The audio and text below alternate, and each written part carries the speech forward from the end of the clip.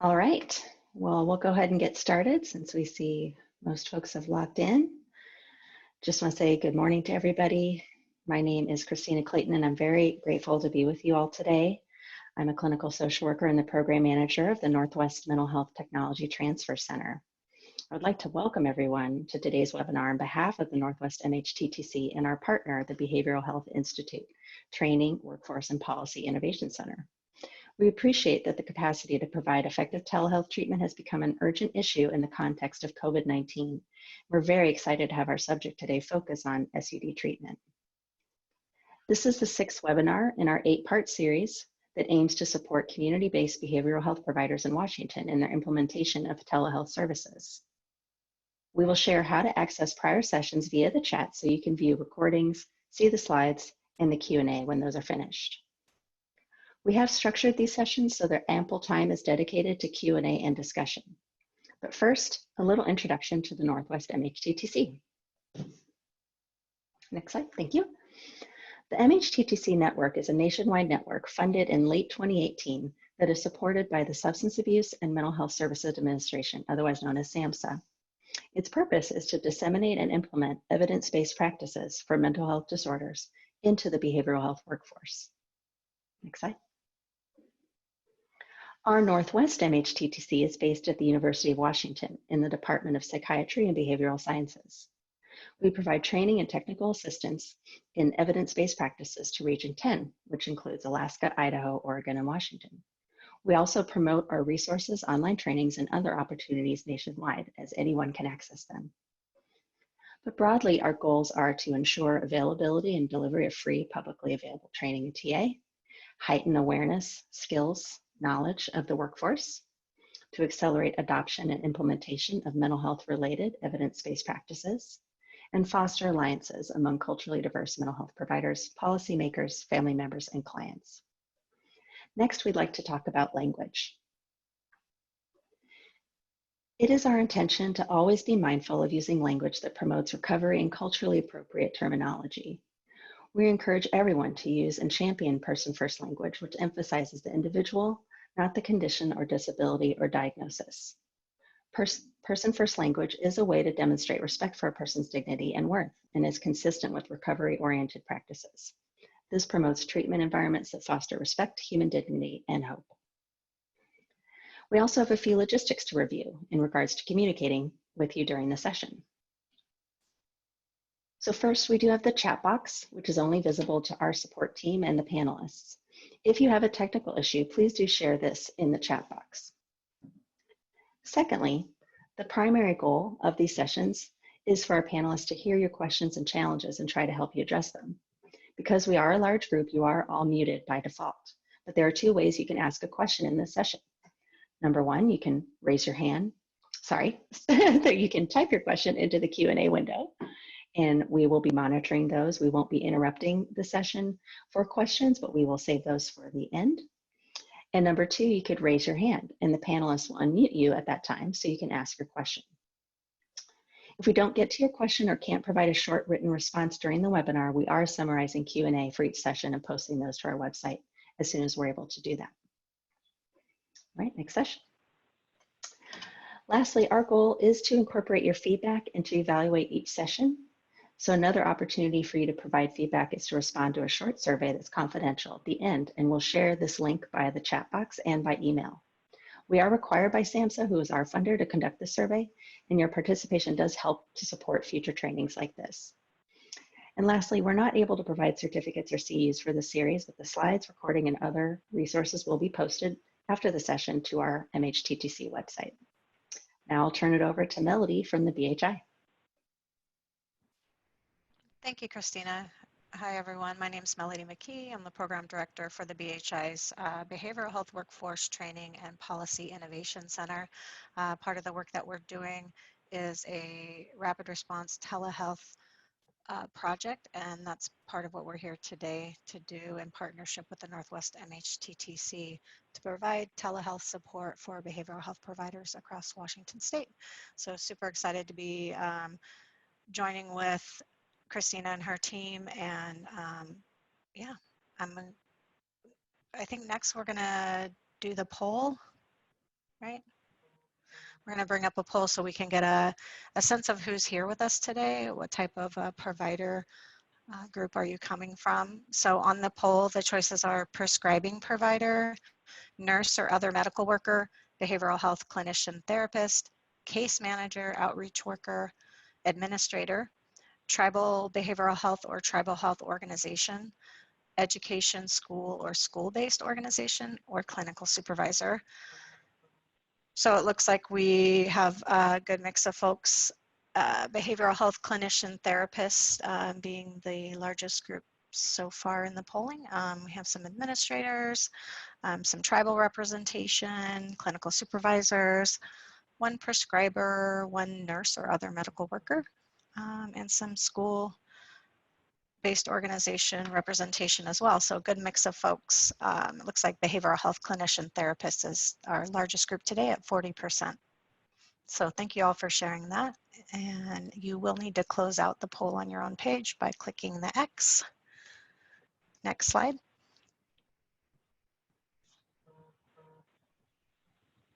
And I'm going to turn it up. Oh, go ahead, Cara. Yeah, thanks, Melody. Sorry, I jumped in. So as I said, I'm going to jump in here and do some introductions. My name's Cara Towell. I'm down there at the bottom here. I'm the Associate Director for Telepsychiatry at the University of Washington and also involved with the Behavioral Health Institute. And I'm very delighted to introduce Mark Duncan, who is our speaker today. He is an assistant professor at the University of Washington, the Department of Psychiatry. He has pursued a career at the intersection of mental health and primary care and trained and is double boarded both in family medicine and addiction psychiatry. He currently practices in a variety of integrated care settings and models as a consulting psychiatrist. And he's the co-medical director for the University of Washington Psychiatry and Addiction Case Conference, which we call UW-PAC, which is a telehealth series that's offered every week. That's a case consultation service for the state of Washington. And I think Mark will probably talk a little bit more about that during his talk. Also among our panelists, we have Dr. Brad Felker, who is a professor of psychiatry at the University of Washington and also at the VA Puget Sound Healthcare System. We have Mark Avery, who's a principal consultant at Health Management Associates, but also a former professor at the University of Washington, the Department of Psychiatry, and as you heard, Melody McKee, who's the program director for the BHI Institute. So with that, I'll turn it over to Dr. Duncan. Thanks, Cara, and thanks for having me this morning. It's great to be here and talk about telehealth interventions for substance use disorders. This is a rapidly emerging field right now in the context of the pandemic, and an area that we're all kind of learning about more and more. This is not necessarily a new area. People have been trying to do this for years, and some of the earlier studies from early like 2005, but has not been widely practiced for a variety of reasons, and I'll touch on some of those.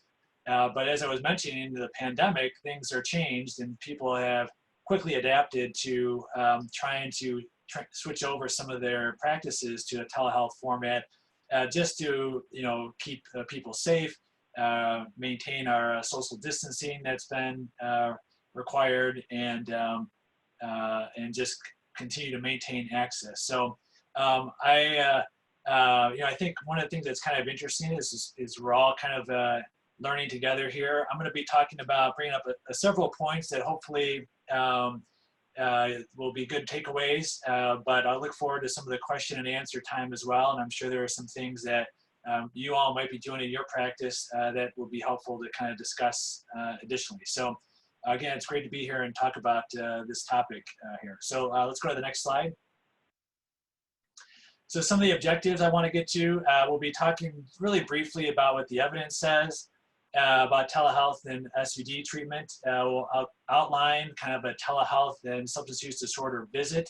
We get very concrete about what that looks like from my own personal clinical experience. We'll develop some understanding around special considerations for substance use disorder treatment, highlight some of the changes in substance use disorder treatment due to the pandemic, and then also kind of compare that with how things may look after the pandemic, and kind of bring some of those to light. Then I'll kind of describe some supplemental digital programs. Now, digital programs sometimes are also called digital therapeutics. These are often some sort of software-based intervention, often app, mobile-based sort of thing, or online sort of thing. I'll talk a little bit about those and some of the role that they could potentially play also in telemedicine SUD treatment. So hopefully, again, this will kind of answer some of the basic questions you may have around this topic. All right, next slide. A few disclaimers. Any information today is not to be regarded as legal advice. This is informational purposes only. As always, if there is anything that's a question around legal issues, you'll definitely want to talk to your legal counsel. In this presentation, the information is based on information as of April 30th, 2020. You know, one of the things that I think we can all attest to is just the you know, the overflow of information and practice change that has occurred. Things are been constantly shifting the last just a couple of months here, and I would imagine that may continue to occur over the next several months as this pandemic continues. Next slide. Okay, so I want to as I was talking about the first objective, the main point that I want to get across is that based on some of the evidence that we know is that telehealth for substance use disorders can be done, and it has been done, and it's being done currently. So sometimes, you know, there may be a question is like, is anyone doing this? Can we? Yes, the answer is yes. In all cases, yes. Telehealth is already being done for substance use disorders. When you look at various programs across the U.S., and I think there's definitely evidence that has been growing for it. When you look at what exactly the evidence says, it is limited, you know, based on some of the kind of this typical qualifications we will note around limited evidence bases, as far as like lack of like double-blind randomized controlled studies. Lots of these are with small sample sizes, retrospective in nature, and you know, these are things. A lot of the evidence out there are kind of reports based on creative approaches of applying evidence-based practices, but delivering it in a telehealth way. And this has been done for opioids, alcohol, tobacco, and has a has a fair number of studies for both of those. They've when you look at what interventions have been done via telehealth and what's been delivered, it includes both psychotherapy and medication treatment modalities. When you look at what exactly has been done on the psychotherapy side, they've done both group and individual psychotherapy interventions, and they've done this both on site. So think of like providers being remotely beamed into a group session at a remote site. But also this has been done on the phone individually, both with just audio or video and audio, both on site at clinics and in providers and in patients' homes. And this is what's happening right now. You know, you look at my own clinical practice. I was seeing everyone in clinic just a couple of months ago, and now I'm seeing everybody at their house or nearby their house. Sometimes it's in their front yard or backyard. You know, we try to maintain as much confidentiality as possible, but people kind of pop up onto the screen in all sorts of different places. And we're just kind of going with it, you know, and making sure that we're keeping things as confidential as we can. Medication, you look at what has been studied, providers, mainly how this has been done is providers getting beamed into a remote clinic in the sense of the patient will go to a clinical site, and then the provider will show up on a screen at that clinical site to do the medication management visit. There's been lots of kind of regulatory issues that have slowed progress around kind of expanding this, one of which is the necessity of an in-person visit for your initial buprenorphine treatment visit for opiate use disorders, which I'll touch on in a few slides here. But it has made this a little bit more challenging, and people have been also kind of wanting to have people do urine drug testing and some of these other things. So they've wanted people to, and also do some physical vital checking, that sort of stuff. So they've wanted people to come to the clinic to do this. So there's not a lot of studies out there that have looked at just doing medication management visits for people, at their home. But again, currently right now, that is what we're doing because we want to keep, because of the stay-at-home order that we've had across the state. So things have rapidly changed in this area right now, just based on the limitations of our current situation. But you look at the evidence for this, what they see is that these are the different things that have been doing. Now, let's go to the next slide here. So when they kind of look, one of the things that comes up a lot is with substance use disorders is, I think everyone agrees that, the provider and patient rapport, therapeutic alliance, whatever you want to call it, is very important. And we have really kind of set it in a position where we feel that this has to be done in person. We can't develop the same therapeutic alliance or rapport that could be developed, over like some sort of telehealth function, whether that's a phone or a video type of feed.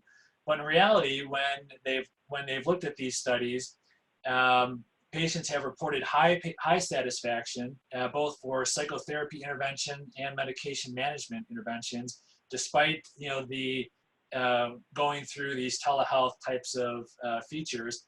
People have reported it consistently convenient. They have reported that it's been easier to access treatments because of they don't need to travel, or there's just logistical issues of having to go to your clinical site, and all generally overall positive. And this has been reported both on the patient side and the provider side. So while I would completely agree that therapeutic alliance, the rapport that providers and patients have within substance use disorders, that's so important, I would argue, and the evidence would suggest, that we can develop that via telehealth means. And there hasn't been any signs that have really said that people are not able to kind of develop that. Now, there's going to be, of course, patient preferences about what people like. And I've had some people tell me that they just did not like doing therapy over a video feed or over phone. But generally speaking, people are pretty satisfied, and this includes in the substance use disorder context. You can develop that therapeutic alliance pretty well through these types of mediums. Now, there are some things you want to consider that are some connection barriers. Of course, there are issues around coverage. So do people have, this is all standard telehealth stuff, coverage for those visits, either by phone or by video feed, internet access, and that sort of stuff. Sometimes there's some technical glitches of people getting on the call. We've all experienced that, I'm sure, if you're doing that right now. But in general, once those visits are going, that alliance building can definitely happen in the substance, in the treatment for substance use disorders. Next slide. So what is kind of a telehealth substance use disorder visit look like? And I want to say the main message is that it feels and is basically the same. Again, once you are on the call, I don't have a lot of people trying to find, it's not the audio switch when we're person to person, but that happens on these telehealth visits. But again, once we're on the call, things are very similar. We have a very similar kind of interaction, and we can kind of talk about very similar things. So for just to kind of walk through what a typical clinic visit would look like for me, we both are logging on to Zoom because that's the platform we're using. I will review the telehealth consents and safety protocols that the University of Washington has me walk through for all these visits. It's kind of just a standard script. And then I'll get into the visit. We'll kind of review their interval history. see how things are going. We'll determine if when we need to kind of do our frequency of urine drug screens and if how often are those needed. We'll review prescription needs, and that will end up kind of leading to an e-prescription or calling in prescriptions for whatever those medications are to their pharmacy. And then we'll make our follow-up appointment. Now, the thing that's kind of interesting, sometimes at various sites, you're doing some sort of team-based treatment for substance use disorders. That's pretty common. And we will have, it's very easy to have people drop in for like a warm handoff. So, we can provide, one of the clinics I work at, I can literally text the psychologist that's working there saying, hey, I have someone that I think would benefit from talking with the therapist or a psychologist a little bit more extensively at the end of the visit. And so the patient will stay on the call, either on the Zoom call, and that provider can just kind of click on the link and drop right in very easily and kind of do a warm handoff just like I would, in an in-person clinical setting. In addition, I do a lot of work with trainees, and this has worked out very well also. So I may have, once I kind of get consent from the patient, I'll have the trainees sit in on visits or drop in towards the end, or maybe I'll have them do the visit and I can kind of observe. So if that is part of your clinical setting, that's been very doable as well. And in general, it's been working out fine. No real problems at all. So let's go on to the next slide. Now there are a few considerations that are a little bit different, obviously, for telehealth delivery versus in person. So one is around urine drug testing, and the question is how is this done? How is this done? So again, very concretely, I will ask the person to come to the lab and leave a urine drug sample. Now, in my own clinical practice, there are some people where I will need to kind of hold the prescription until a urine drug sample is left. There are other people where I'll just be able to, where I kind of have a standing urine drug sample request on a weekly basis, because that's something that we've kind of come to. And honestly, in those cases, most of the time the patient has asked for kind of weekly sampling from an accountability standpoint. But regardless, this is, they're making lab appointments and they're coming in and getting the urine drug sample on site. One thing that's kind of nice from a telehealth standpoint is they are able to kind of do this at their convenience when the lab is open. So if they can't, sometimes I have people where they're kind of fitting the visit in with me very quickly and they can't get to go to the lab right away because they have a follow-up, another appointment, or they got to get to work right away after my visit or whatnot. So they can come back later. Again, in some of those cases, I'm holding the prescription until the urine sample is dropped off. And that's something that we've kind of talked about beforehand and agreed to in order to kind of help encourage that doing that. Now, I do want to say that urine drug testing in general is useful. It's kind of standard of practice, but there is no evidence base around the frequency of doing urine drug testing. So I think telehealth, so this current kind of pandemic and kind of doing telehealth, I think is giving us an opportunity to kind of disrupt our what sometimes is our usual thinking about how this has to be done. And in reality, when you look at the evidence, there's lots of flexibility in this. In general, the main consensus guidelines is that we should be doing this randomly if possible. And so along those lines, whether or not we call, in real life, if we are doing them randomly, we're calling someone back to the lab to leave a urine drug sample. They have to come back to the lab and do that anyway. And so if they're doing that, in both cases, via telehealth or kind of in typical in-person settings, we're having people come back to the lab for urine sample, irregardless of whether or not it's telehealth or not. So the point that I'm trying to relay is that there's not necessarily a lot of difference that is occurring on the urine drug sampling if we really kind of go by kind of expert guidelines and the evidence base. When you look at kind of the healthcare authorities guidelines for buprenorphine use for treatment of OUD, they are recommending over the first 6 months that it's done at least monthly. So there is a lot of flexibility that can happen that should be taken into account, and it may disrupt your initial workflow, but that's okay, because again, what is the evidence saying? That it's, weekly scheduled urine drug screens are not necessarily any better than random monthly ones.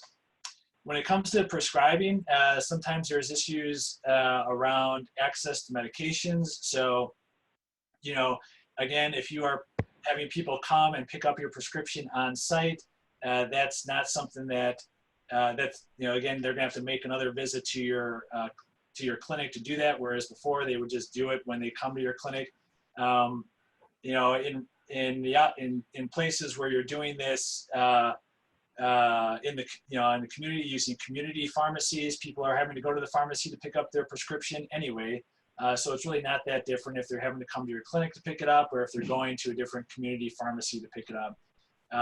But in either case, it's easy to send in e-prescriptions eventually for buprenorphine, or calling them in for buprenorphine currently.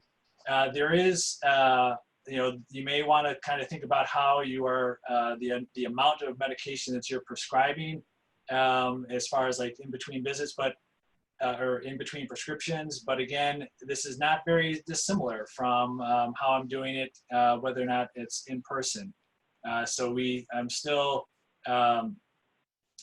kind of thinking about how much can a person is able to comfortably how much do I think they can manage their prescriptions over in between visits, and kind of doing that in a similar way to how I'd be doing in-person visits. Okay, next slide. So pandemic versus non-pandemic. So there's a couple of things that have come up during the pandemic that may change once the pandemic kind of emergency has resolved to some extent. And first and foremost is that kind of initial in-person visit for buprenorphine. Currently in the pandemic, there's been an emergency declaration where it is no longer required to do an initial in-person visit to start treatment with buprenorphine for OUD. This is different than what it was before the pandemic, where you had to do an in-person visit, and then after that you could do kind of telehealth visits for follow-up. As far as I've had a few questions around this. What's going to happen after the pandemic emergency is resolved? One is will you have to go back and do all those initial in-person visits over? And so far, everyone I've talked to about that has said no. And if that is something the government would require, everyone would push against that very strongly, because it just does not make any clinical sense. So everyone right now is kind of going along thinking that we'll get people started on buprenorphine, and they'll kind of get grandfathered in if we have to go back and do these, if we have to then kind of restart doing these in-person visits.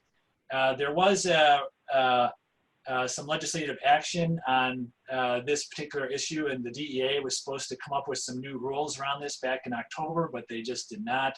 And so it's hard to know where this will end up once the pandemic is over, unfortunately. The other thing is pandemic versus non-pandemic, again, more limited urine drug testing. So again, we're trying to limit the amount of time people are having to come in and congregate inside with lots of other people. So whereas with a non-pandemic situation, people were kind of doing our standard urine drug testing. Again, I think this is an appropriate and good disruption to really help us make us rethink the utility of urine drug testing and the frequency, which we often require people to do based on what the evidence is saying. The frequency is not entirely clear. It's more kind of the random aspects to it, and we need to do it periodically. But we don't need to do it quite as rigorous as probably a lot of us have done. Refills without in-person visits during pandemic. Again, this is obvious now that we're doing telehealth versus requiring in-person visits. I am doing more, I may do a phone check-in if someone misses their appointment, and I'll try to kind of track people down to do refills if necessary. The other thing is around consideration for delivery of meds.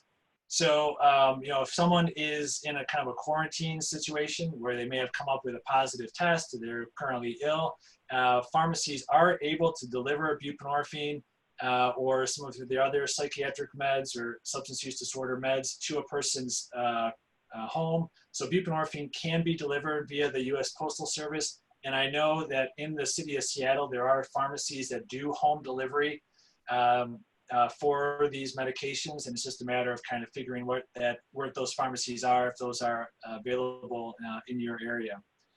And then lastly, you kind of think of the pandemic versus non-pandemic. In general, because things are kind of more stressful, potentially people have a reduced amount of social contact based on stay-at-home restrictions. Their typical routine of mutual help groups is being disrupted. We may have more frequent check-ins by phone versus what we typically see. But again, I think there's going to be some valuable lessons learned that this may, more frequent check-ins by phone may actually be a good thing just in general as like a standard of practice, and kind of doing and trying to do more in-person visits may not always be all that necessary, and maybe limiting in some ways. When we're able to do, we're able to kind of use the phone and use more telemedicine, there may be more accessibility issues where someone can kind of go on a lunch break to their car. We can do a quick check-in versus having time for them on their lunch break to come all the way to the clinic, park, get in, go to the clinic, come back, and drive back to work. Is typically just not feasible for a lot of people. I want to highlight the ASAM's website. They have a lot of great resources on COVID-19, coronavirus, and to review as far as like how to think about your practice and how to think about delivery of substance use disorder treatment in this setting. A lot of these resources have to kind of highlight issues around telehealth, because that's what everyone is doing right now to try to make this work. Okay, next slide. I want to spend just a couple of minutes on digital therapeutics or app-based programs. So this is a really interesting area of growth that's been, again, developing over the past several years. For those of you who may not know, digital therapeutics basically refers to the use of high-quality software programs to prevent, manage, or treat a broad spectrum of physical, mental, and behavioral condition using evidence-based practices. So really, it's all about kind of using these digital tools to deliver evidence-based practices. They already are using these for asthma, COPD, diabetes, and substance use disorders. There's a handful of apps that are specifically geared towards substance use disorders, which you may already be aware of. Things like WeConnect, which is our own local Seattle-based digital therapeutic app-based option.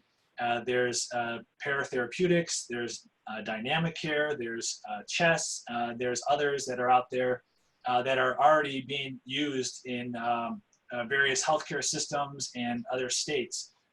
We don't have a lot of, it's not being widely done here in Washington State to any large degree that I'm aware of, but I think these are great options that we really need to kind of consider and leverage. Now, the evidence for these specific tools is somewhat limited in the sense that there's not a lot of trials that are looking at these. There's certainly not a lot of trials that look at specific apps and how they're delivering these evidence-based practices. And things are constantly evolving over time, so it's hard to even do some of these studies because studies take so long to do. But when you look at these apps, a lot of them are based on solid evidence-backed practices, things like contingency management, cognitive behavioral therapy, or mutual help groups. For those of you who may not know, contingency management is basically where they are rewarding targeted behaviors such as reduced drug use through often like specific rewards. Maybe those are financial incentives on like a debit card or like specific like products. Maybe there's gift cards at this particular site, or you can buy from this selection of items, sort of thing. Lots of different options, but contingency management is is widely applicable for many different substance use disorders and has been effective in helping people reduce their use. So it's a great option.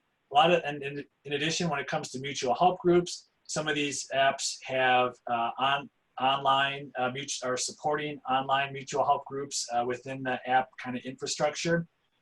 Some of them are using peer support that are built into the app to help people with their recovery and do some recovery coaching along the way, and so forth. They also are helping with care coordination. So maybe there's a few different places that are trying to help a person out. There's someone that's providing medications. There's someone that's kind of doing more of the group therapy, and there are apps that can kind of help coordinate the back and forth that's occurring there. They supplement care, they deliver care. They're a really fascinating option that I think has a lot of promise potentially around this. So next slide. So it's definitely kind of worth thinking about. So this is my last slide. The other telehealth consideration that I want to throw out there is that there is a lot of consultation that's available via telehealth. Two specific ones I want to highlight is the UW Psychiatry and Addiction Case Conference that Cara had mentioned in my introduction. So this is a monthly, this is a weekly telehealth psychiatry and addiction focused kind of learning collaborative where we have a didactic and we have time set aside for case discussions of various cases that people will bring in from across the state of Washington. We cover the full range of psychiatric questions and substance use, and a lot of our questions are around co-occurring disorders. We have both clinical psychologists and addiction psychiatrists available to provide kind of a nice broad interdisciplinary consultation. We provide written recommendations at the end of these consultations, and it's all free. And we can do ongoing consultations with providers. It's really a nice program to consider to help kind of support the delivery of substance use disorder treatment. The other one is the provider consultation line. So this is we have addiction psychiatry consultation available through this line. I'm one of the people that fields those calls, as well as Dr. Rick Reese. He also fields calls around psychiatric and addiction issues. And this is also a nice kind of provider-to-provider telehealth substance use disorder option. So I'm going to stop here. We have my next slide, I think, is the questions and discussion period. So hopefully that provided some of the initial overview. One, that telehealth SUD treatment can be delivered via telehealth. People find it helpful and they find it effective based on our limited evidence. There may be some considerations. The treatment, I should say, delivery of treatment is very similar to in-person sessions. There may be some considerations you'll need to kind of think through on your own workflows around urine drug screens or prescribing. And then also there are some options to continue to consider to supplement that through these digital therapeutic online app-based programs. All right, so I will stop there. And we'll see what kind of questions and comments people have. So thanks for your attention. Great. Thanks so much, Mark. That was a great talk. And I will just echo his last slide that the weekly PAC series and the provider call or the psychiatrist consultation line that you can call into by telephone are both just great services, and again, for free. Just a reminder, I see some of you have put in a couple of questions, and you can also raise your hand and we would then call on you and unmute your microphone so that you can just verbally ask the question. So I'll start with a question from Adele Mazandarani, who we know from the PAC program actually. Do you think we would move towards mail order pharmacy given pros? Yeah, Adele, that's a good question. Yeah, yes. I mean, I think that this is currently being done already during the pandemic for buprenorphine.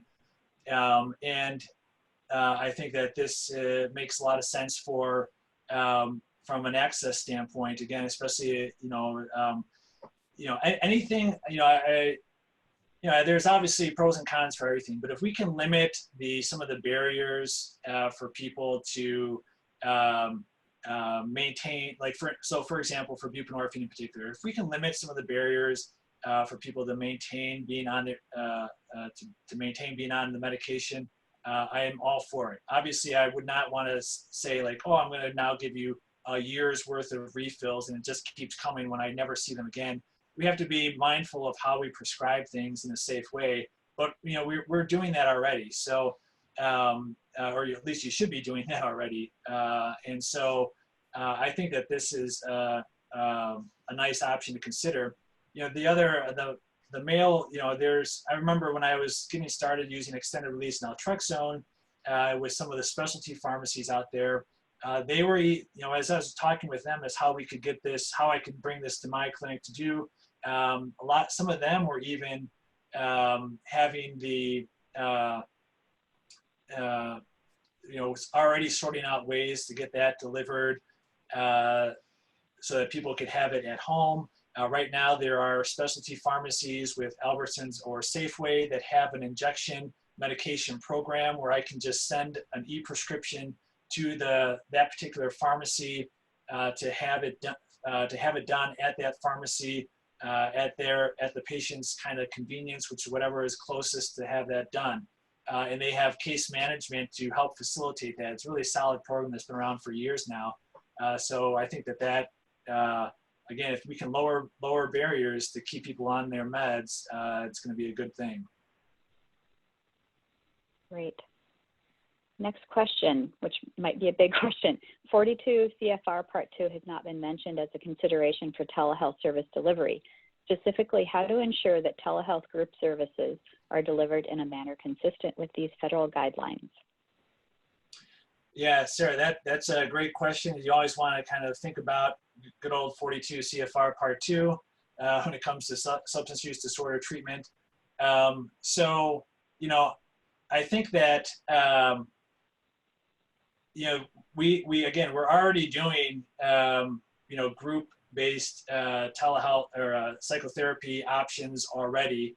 We're using Zoom for HIPAA-compliant Zoom for delivery of SUD treatment already, and so you know these, you know, so when it comes to you know you know if you need to get your consent around the confidentiality at the beginning of the visits, but after that, there's not, you know, we are, you know, it's going to be similar types of practice styles, at least on the individual level, and that would work within the CFR 42 Part 2 guidelines. Now, I am not an expert in group implications and necessarily around CFR 42 Part 2, and I know that there's a seminar or kind of another webinar coming up about that. So I don't know specifically around group, but I do know from an individual visit perspective, this would still work within that. You know, there's not much difference in the delivery of care once you get the platform, the HIPAA compliant platform up and running, and you're able to do, and you're getting on those calls. So I don't know if that answered your question or not, but hopefully to some degree it did. And I think that, so I'll stop. Oh, I was just going to add on that, as you referenced, Mark, we are in a couple of weeks, we're having, well, actually, this coming Wednesday, we're having some speakers from the Legal Action Center to talk specifically about HIPAA and 42 CFR Part 2 implications in telehealth, especially during this public health emergency. So I would encourage you to attend next Wednesday's session. And then I think, correct me if I'm wrong, Brad, I think we have a speaker who's going to talk about doing group services over telehealth on May 22nd. That is correct, Cara. We have an expert in telemental health group therapies going to give a nice overview on how to set them up and what to think and how to document and all the different options you can do in terms of providing group therapy over telehealth. Great, thanks. Was there a hand raised, Melody?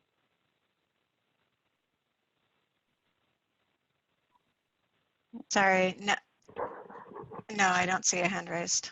Oh, there wasn't. Okay, sorry, I thought one was up. Okay, next question from Nanette Renicky. Thank you for the info. Any SUD agencies out there doing IOP groups virtually? If so, what platforms do you use? I don't know if, Mark, you can address that or not. Yeah, great question. This has come up, I know, as far as like, what are we doing for residential treatment options? What are we doing for like medically supervised withdrawal or detox? And of course IOPs. So I know, so I don't know a lot about the what everyone is doing here, but I do know that the platforms that we're using here in the UW system is Zoom. So we have a HIPAA compliant Zoom contract, and that is the one we're doing. I don't know to what extent they're doing it in the IOP setting over at Harborview necessarily, but that's the one they're using. I know from some of the digital app-based programs that are doing groups, they are using HIPAA compliant Zoom platform for those. And now that's a little, that's not necessarily an IOP, but I don't know why there would be any difference between hosting a IOP group versus like hosting a mutual help group on your, an AA group on your a digital therapeutic website or platform either. So that's been that's all I know about it. Great. And again, some of those questions might be addressed in the upcoming webinars as well. Question from Jimmy Geary. How do detox services work during this time? Yeah, great question. So two ways. One, inpatient detox services are still available, and people are still doing that. I just had a patient go through detox an inpatient setting last week at one of the local sites. They're kind of taking the precautions as far as the 6 feet and masks and that sort of stuff, but they're still providing services. If you on the ASAM website, though, we're trying to reserve that for people that are at risk for severe withdrawal. So think things like delirium tremens or who've had seizures in the past. Otherwise, we've definitely kind of opened up or increased the kind of the scope for who we're saying, let's do this as an outpatient setting. ASAM has a really nice document that kind of specifies the different treatments, medications, and what that and your treatments for ambulatory withdrawal management and what you would and what kind of and what that would look like as far as who would be eligible for that, how would you kind of support a person over the course of their withdrawal, and in essence, you're doing you may have a little more frequent contact, you may have you may be a little bit more stringent about people having support people in the home while they're going through withdrawal and that sort of stuff. But that's basically how some of those detox issues are working out. Great, thanks. So it looks like we have a few comments all related to each other. So Sarah had a follow-up. How are you ensuring confidentiality of all group members when offering group services? And I don't know, Mark, if you want to address that or if you want to defer to either the discussion that we might be able to have or to the actual program that is dedicated to doing groups over telehealth, which in answer to Mary Paulson's question is on May 22nd. And then we had a couple of comments in response to the question posed that they're using, Michelle and Kevin Mercer are both using Zoom to conduct IOP. They say it's working well. Debbie Jones asked, what is IOP? Kevin further comments that his Zoom license is the HIPAA compliant version. Nanette, we're looking, we do a lot of therapy groups looking for a platform that really works. Yeah, it looks like Nanette chimed in about the IOP, Intensive Outpatient Program. Basically what that means is it's a multi-day, kind of a multi-day program where people come to do groups, therapy, kind of individual therapy, maybe 3, 4, 5 times a day, depending on where you're at in your recovery process. And and because it's so frequent, hence the intensive part. There may be some urine drug screen testing that's on a regular basis, but it's a pretty standard kind of step-up treatment than, say, like something you would have in a primary care setting. It's much more rigorous. And honestly, these IOP programs are great because as people early in recovery, one of the issues is that there may not be a lot going on necessarily in a person's life, such as job or social connections. A lot of those have fallen to the wayside. But IOPs are flexible in the sense that they do recognize that people's employment is important, and so we'll have multiple options to allow people to participate in IOP while working. So it's people say, oh, I'm working, I can't do an IOP. That's rare. It's usually somewhat easy to find an IOP that can accommodate a person's work schedule. Great. Okay. Well, that's it for the questions that I'm seeing. Akara, there was one that I just wanted to kind of come back to, just to be explicit. There was a question around like a program, a platform that would be good for groups. And a lot of these places are using Zoom. This is obviously Zoom right now. Our PAC session is basically a large group. It's not a webinar based, so people can chime in regularly. Zoom is used in every mutual help group that's online that I have heard from people that they're using. It's all Zoom. And despite the bad press around security issues, it's actually a very easy program to use for group sessions. So I would put a plug in from personal experience that Zoom is a very usable option for people. Yeah, and I'll just add on to that there are ways of using the waiting room function so that you can only allow certain people into the group so that you sort of avoid that Zoom bombing information that you got. There's ways to lock the meeting. Once you have all of the people who you think are going to join, you can lock it to any other new people. You can, if you get somebody in there that's not supposed to be in there, you can remove them. So there's a lot of different security sort of functions that come with just the regular Zoom program as opposed to the webinar one. So keep that in mind. Great. Well, I just want to say thank you to our presenter and panelists and Cara and Melody, and just remind folks that your feedback is really important to us. So if we go to the next slide.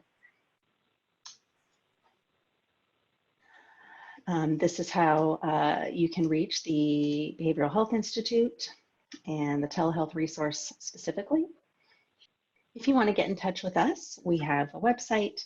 You probably found that through registration, but you can visit that. You can follow us on social media. You can email us for questions. You can also email Melody at the BHI. But again, I'd really like to thank our presenter and our panelists and everyone for taking the time right now, especially to learn more about this important topic. Yeah. Thanks so much, Mark Denton, for the great talk. And I encourage folks to join us next week. Again, on Wednesday, we have folks from the Legal Action Center talking about HIPAA and 42 CFR. And then on Friday at this time, we will have Dr. Bob Hilt talking about using telehealth with children and families. So hope to see you next week. All right. Thanks, everyone.